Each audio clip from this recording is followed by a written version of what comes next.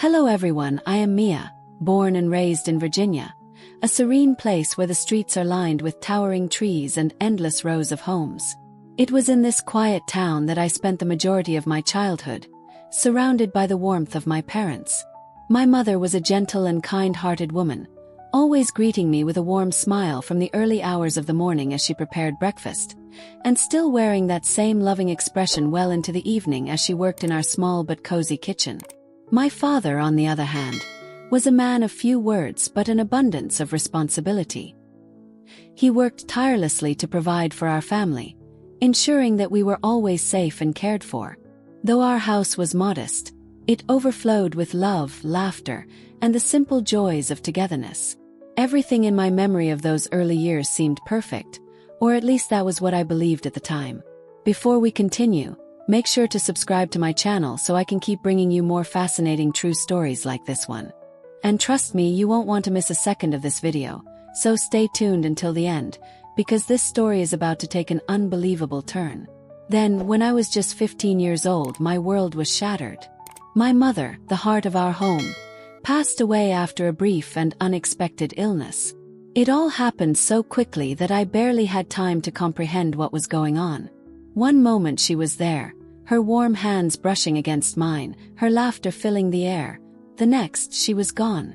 The emptiness that followed was unbearable.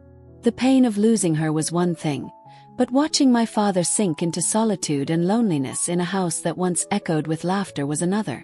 We continued to live together, but something fundamental had changed. Our home, once filled with light and love, felt heavy with unspeakable grief.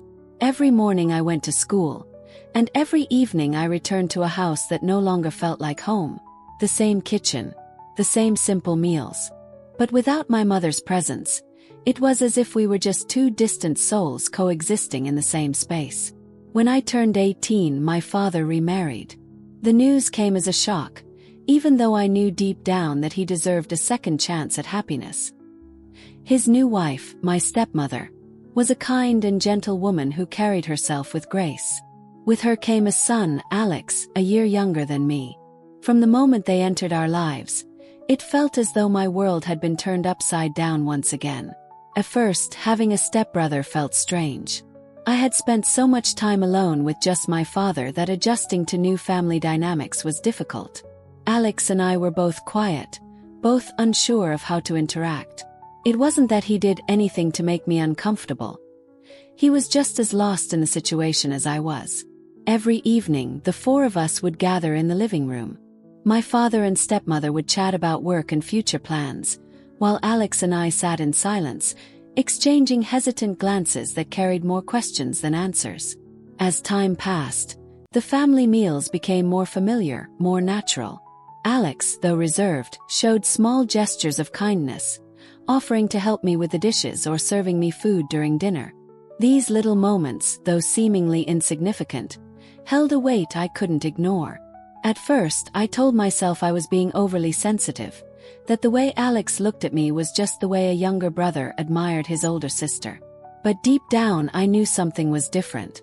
There was an undeniable tension between us, one that neither of us spoke about, but both felt growing stronger with each passing day.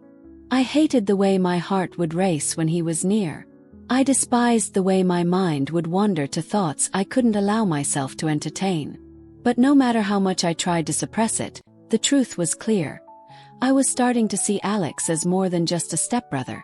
One night, as I lay in bed staring at the ceiling, I heard soft footsteps outside my door. Alex had a habit of stopping by my room late at night for brief conversations before heading back to his own. It had become a small routine for us. But that night felt different. When he slipped into my room, he lingered longer than usual. His eyes held an intensity one wasn't used to. It was as if he wanted to say something, something important, but couldn't find the words. I swallowed hard, my heart hammering in my chest as the silence between us stretched on. Before I could fully process what I was doing, I nodded slightly, a silent invitation for him to stay a little longer. We sat there, in the dim glow of the moonlight filtering through my window. Two strangers who somehow felt inexplicably close. To be completely honest, I liked Alex more than I should have. He was handsome in a way that made it hard to ignore.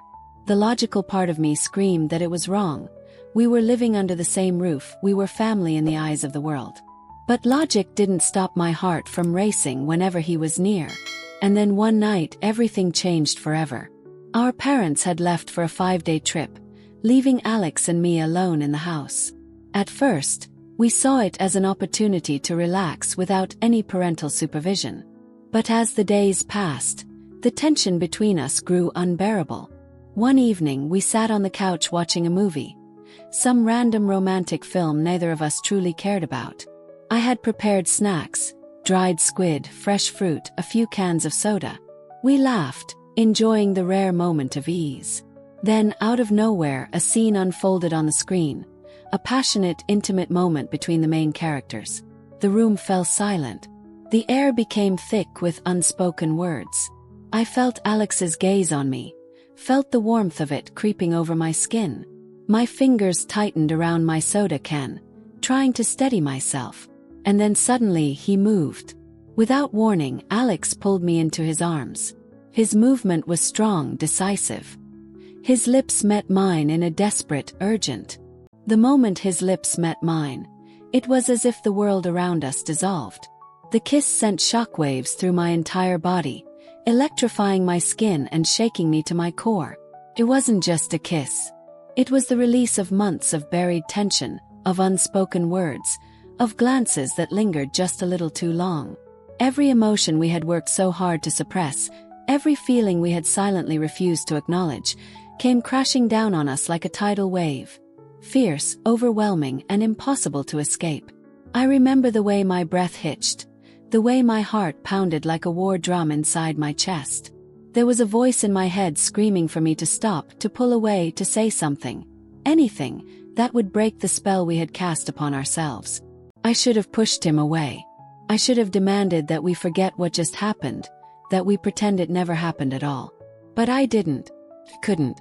Because in that instant, despite everything I knew to be right and logical, my body betrayed me. I melted into him. That night shifted the axis of my world. Nothing would ever be the same again.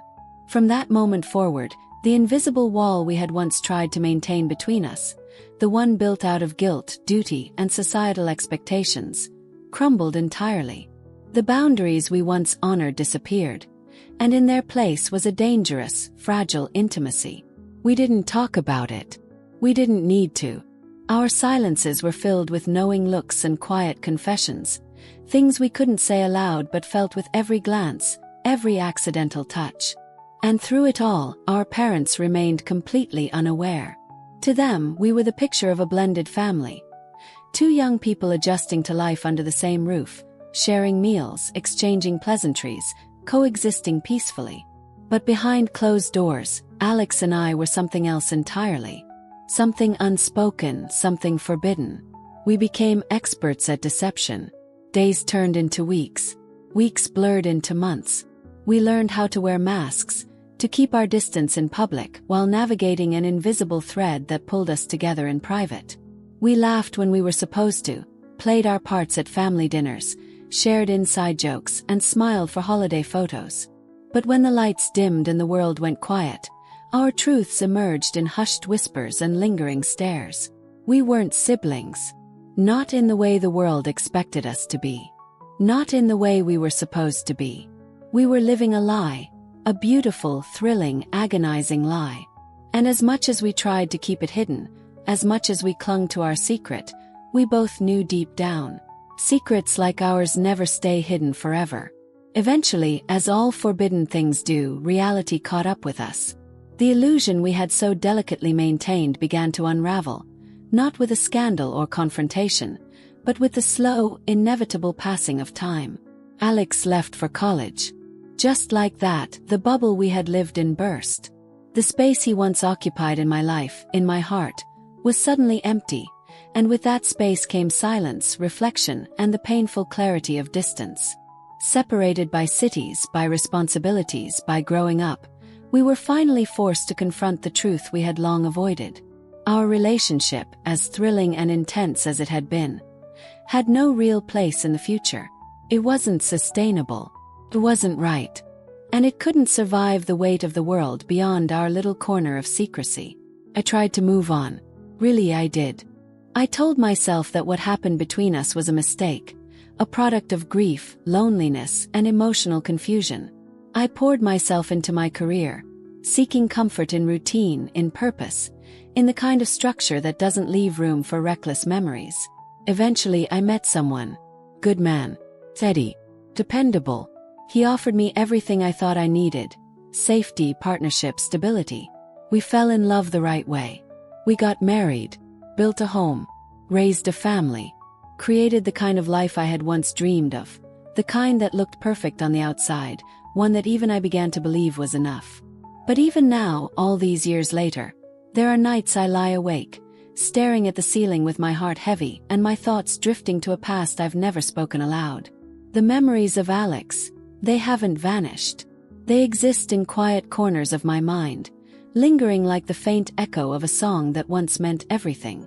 I look at my husband, a man who loves me without condition, who trusts me completely, and I feel a pang of guilt so sharp it nearly takes my breath away. He has given me so much, and yet there is a part of me he doesn't know. A truth I've kept buried deep beneath the layers of the life we've built together. Sometimes I wonder, should I tell him? Would speaking the truth, confessing the secrets of my past, destroy the foundation we've built? Would it unravel everything, every promise, every piece of the life we share? Or would keeping it hidden be the more merciful path, a quiet sacrifice made in the name of peace and protection? That's why I turn to you now, my audience. Because I don't know anymore. If you were in my shoes, what would you do? Would you unearth the past, knowing it could tear your present apart? Or would you leave it buried, hoping time will continue to keep it silent? Let me know in the comments below. Please, I need your advice. What should I do? Thank you for staying with us. If you find it interesting and useful, please subscribe, like, and share so you don't miss the next video. Thanks.